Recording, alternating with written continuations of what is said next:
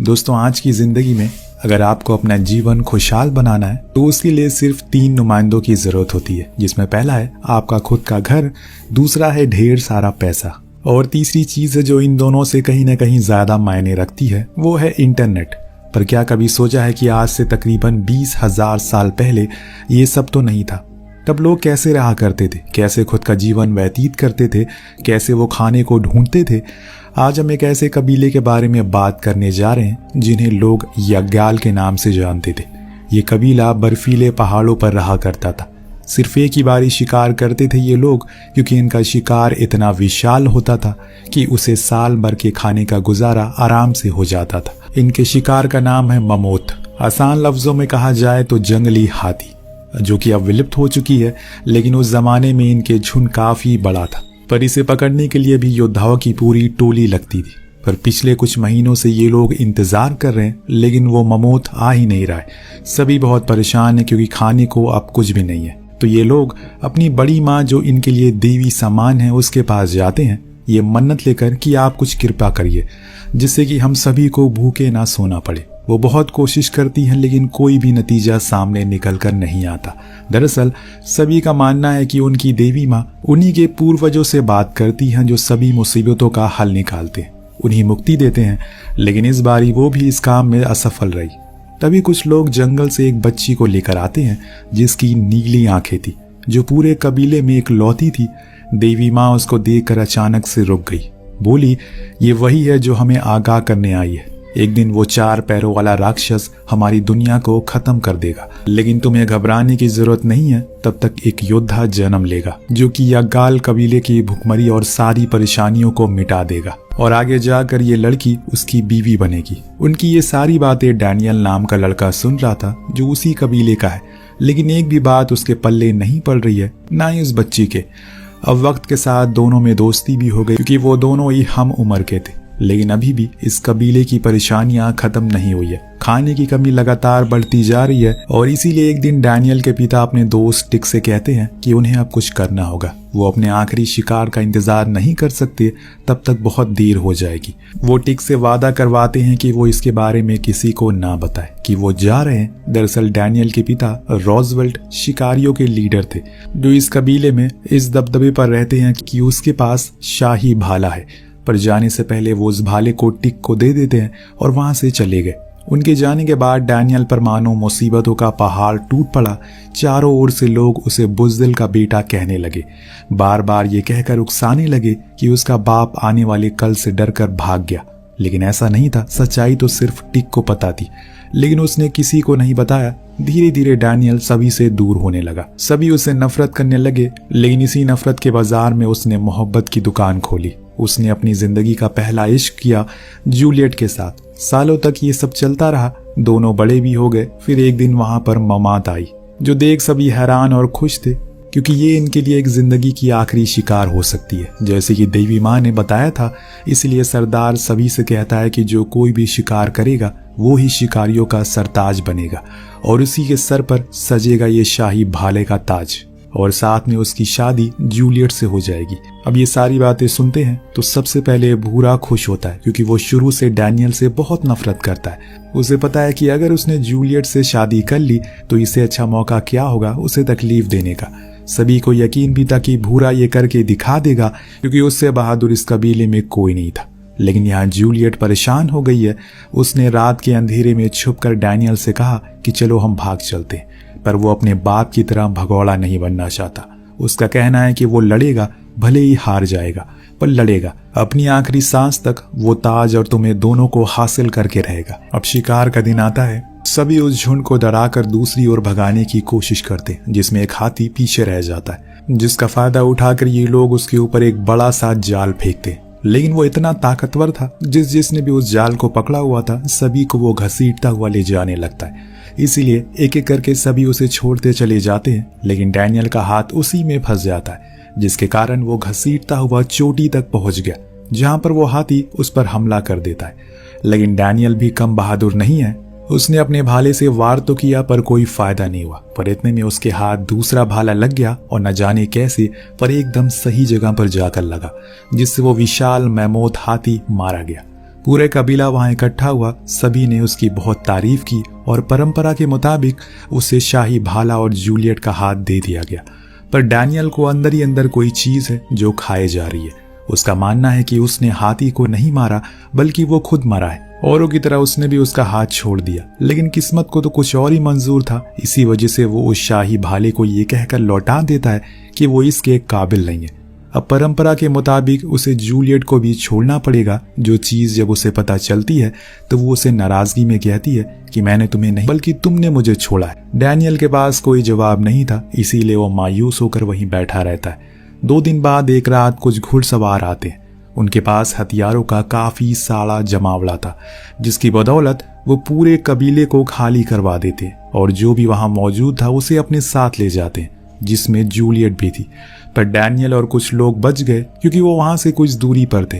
लेकिन जब वो लौट कर वापस आते हैं तो अपने कबीले को खाली ऐसी हालत में देखकर हैरान हो जाते हैं। तब डैनियल खुद से वादा करता है कि वो किसी भी हाल में अपने लोगों को वापस लेकर जरूर आएगा। लेकिन भूर उससे कहता है कि क्या तुम पागल हो चुके हो? तुम्हें पता भी है वो लोग पहाड़ उस पार से आए हुए, तुम्हें कच्चा खा जाएंगे। तो डैनियल उसके जवाब में कहता है कि हम लोग भी तो वहीं से आए हैं। इस बीच टिक डैनियल के साथ जाने को राजी होता है और फिर कुछ और लोग जिनका सफर अब शुरू होता है। एक ऐसा सफर जो कहां जाकर खत्म होगा इन्हें खुद नहीं पता। इनके पास खोने को कुछ नहीं है, घर बार सारा सामान सब कुछ बर्बाद हो गया है, लेकिन पाने को बहुत कुछ है, जो कि है इनके लोग। बीच राह में डैनियल को जूलियट की कान की बाली मिलती है, जो उसने जानबूझकर वहां गिरा दी थी क्योंकि उसे पता था कि डैनियल उसे ढूंढता हुआ जरूर आएगा। उधर ये घुड़सवार लोग जूलियट और कई कुछ औरतों के साथ बस सलूकी करते हैं, लेकिन वो कुछ कहती नहीं क्योंकि वो मजबूर थे, क्योंकि अगर किसी ने कुछ कहा तो वो सभी जान से मारे जाएंगे। अब कई हफ्तों की चढ़ाई के बाद और चलाई के बाद ये लोग एक जंगल में पहुंच गए, जहां पर उन शिकारियों ने इनके लोगों को बांध रखा है, जो कि इन्हें पता चल गया कि वो कहीं आसपास ही है। इसीलिए सभी रात होने का इंतजार करते हैं ताकि उन्हें फ्री कर सके। ऐसा कर भी लेते हैं, लेकिन सुबह होने पर वो शिकारी इनके लोगों को फिर से पकड़ लेते हैं और इस बीच डैनियल पर एक बड़ी सी पंछी हमला कर देती है, जिसके कारण वो घायल हो जाता है। पर उससे ज्यादा टिक घायल हो गया था, इसीलिए वो लोग उनका पीछा नहीं कर पाते, जो कि अब रेगिस्तान से होते हुए अपने देश की ओर जा रहे हैं, जो न जाने कहां से आए थे। यहाँ डैनियल टिक को संभालता है और वो उसके लिए एक स्ट्रेचर बनाता है, फिर घसीटते हुए आगे बढ़ता है। लेकिन अब तक वो बहुत दूर निकल गए। इनके पास अब खाना और पानी कुछ भी नहीं था, इसीलिए एक रात डैनियल खाने की तलाश में आ जाता है, पर अंधेरे के कारण उसका पैर एक गड्ढे में चला जाता है, जो कि काफी गहरा था। इतने में वहां पर तेज बारिश होने लगती है, पर ये तो कुछ नहीं था। जो मुसीबत उसके सामने थी उसे देख उसकी सांसें फूलने लगती है। दरअसल दोस्तों, उस गड्ढे में उसके सिवा कोई और भी पहले से गिरा था, जो कि एक लकड़ी के कारण अटका पड़ा था, और वो था एक मादा शेर, जिसका आकार किसी ट्रक जितना विशाल था। उस टाइम पर कोई भी उसे खुद के सामने देख ले तो बेहोश हो जाए। पर डैनियल उससे बात करता है और कहता है कि अगर मैंने तुम्हारी जान बचाई और तुम्हें फ्री कर दिया तो तुम वादा करो कि मुझे कुछ नहीं करोगे। जिसके बाद वो उसे आजाद कर देता है और वो बिना कुछ कहे वहां से चला जाता है। यानी कि उसे भी पता था कि जान के बदले जान का सौदा हुआ है, जिसको निभाकर वो चला गया। इसके बाद डैनियल वहां से टिक के पास आता है, अब जो पहले से बेहतर था। वो इसे बताता है कि मैंने कल रात उस ओर किसी की चीखने की आवाज सुनी, हमें वहां जाना चाहिए। ये दोनों ही उस ओर जाने लगते हैं। तब इन्हें पता चलता है कि यहाँ असल में एक गांव हुआ करता था, जहाँ के लोग खेती भी करते थे, पर उन शिकारियों ने इनका सब कुछ लूट लिया और ये भी अब हमें शिकारी ही समझते हैं। इसीलिए गांव के सभी लोग इन्हें चारों तरफ से घेर लेते हैं। लेकिन इतने में वहां पर वही अदयाल नाम का शेर आता है, जिसकी जान कुछ ही घंटे पहले डैनियल ने बचाई थी, जिसको वो पहचान लेता है। पर कबीले वाले सभी उसे डर कर पीछे हो जाते हैं। यहाँ डैनियल वहीं खड़ा रहता और उसकी आंखों में आंखें डालकर कहता है कि तुम्हारी मैंने कल जान बचाई थी, इतनी जल्दी एहसान भूल गए।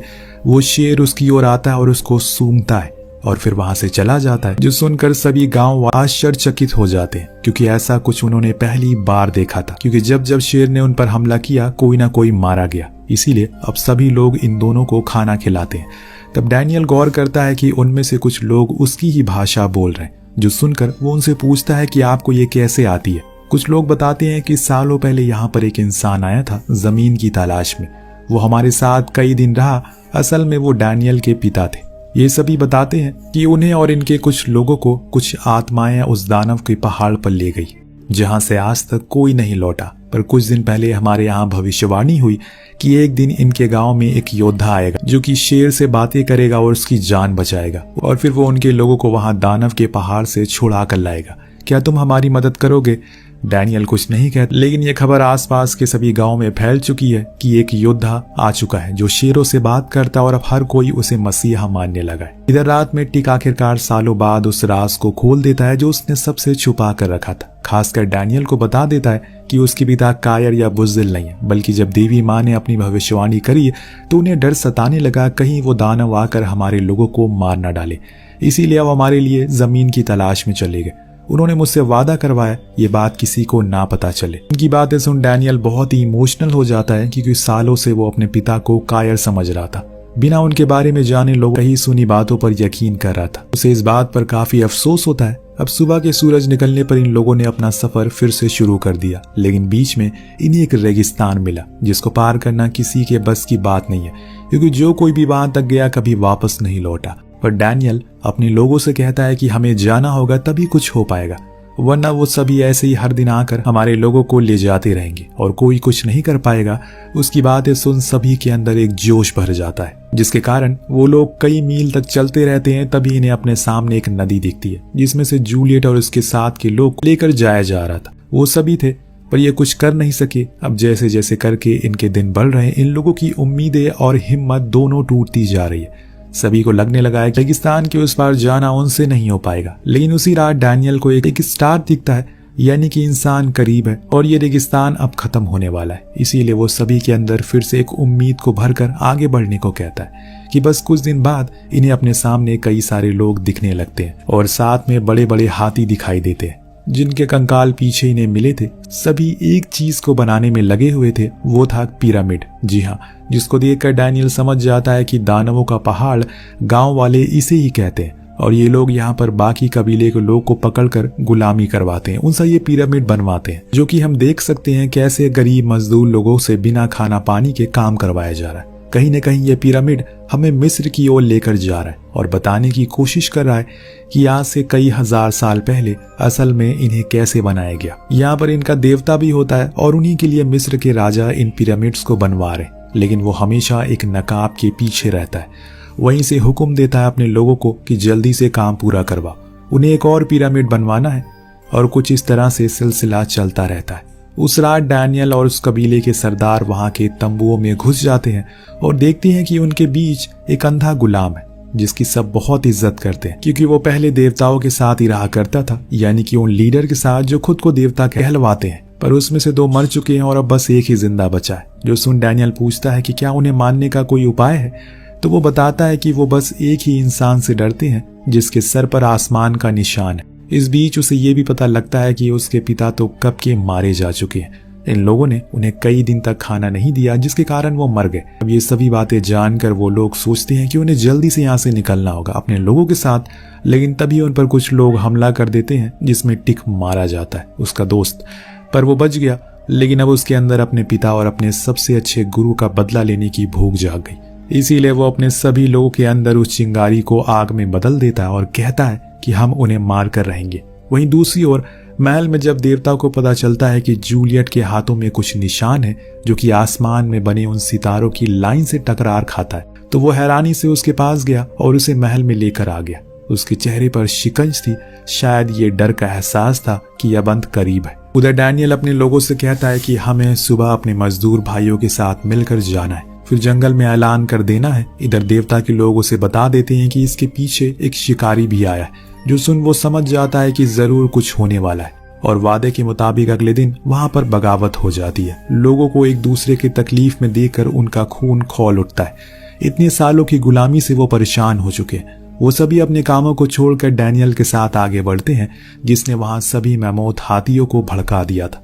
वो इधर से उधर भागने लगे और पूरे शहर को बर्बाद कर दिया और सभी सैनिकों को कुचलना शुरू कर दिया। लेकिन तभी सामने वाले ने जूलियट को लाकर उनके सामने खड़ा कर दिया और कहा कि अगर वो आगे बढ़ा तो इसकी गर्दन धड़ से अलग होगी।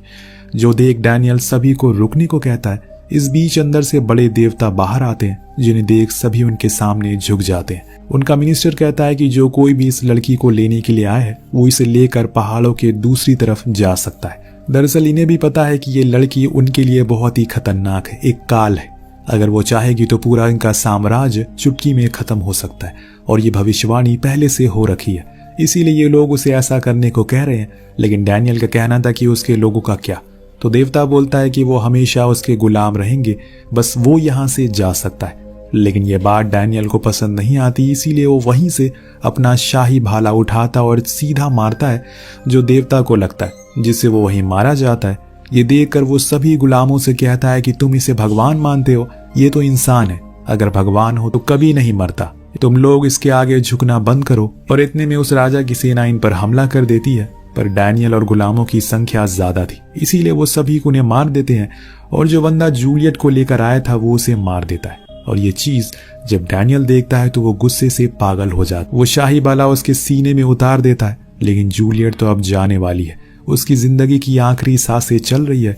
इस लड़ाई में डैनियल ने काफी अपनों को खो दिया है, इसीलिए अब बहुत ज्यादा उसे दुख होता है। उसने बहुत कोशिश की कि किसी भी हाल में करके जूलियट के साथ बची हुई जिंदगी गुजारे, लेकिन यह मुकद्दर को मंजूर नहीं था। वही हम देवी मां को देखते हैं जो अपनी देवी शक्तियों से सब कुछ देख रही थी, इसीलिए उन्होंने खुद की जान की बलि दे दी और पूर्वजों से कहा कि उस लड़की को बचा लो। उन्होंने ऐसा ही किया और अगले ही क्षण मरी हुई जूलियट वापस से जिंदा हो गई। लेकिन देवी मां ने दम तोड़ दिया। सब कुछ सही होने के बाद दूसरे कबीले के लोगों ने डैनियल को कुछ अनाज के बीजें दी ताकि वो भी खेती कर सके। हर बारी उसे वो जानलेवा शिकार ना करना पड़े, जिसे लेकर वो अपनी जमीन पर वापस आ गया और वहां उसने खेती की। और इसमें कुछ महीनों के बाद पौधे भी आ गए। और इसी दृश्य के साथ ये कहानी का यही पर अंत होता है। तो आपको कहानी कैसी लगी कमेंट करके जरूर बताएगा। मिलते हैं अगले वीडियो में। Thank you so much watching. Peace out.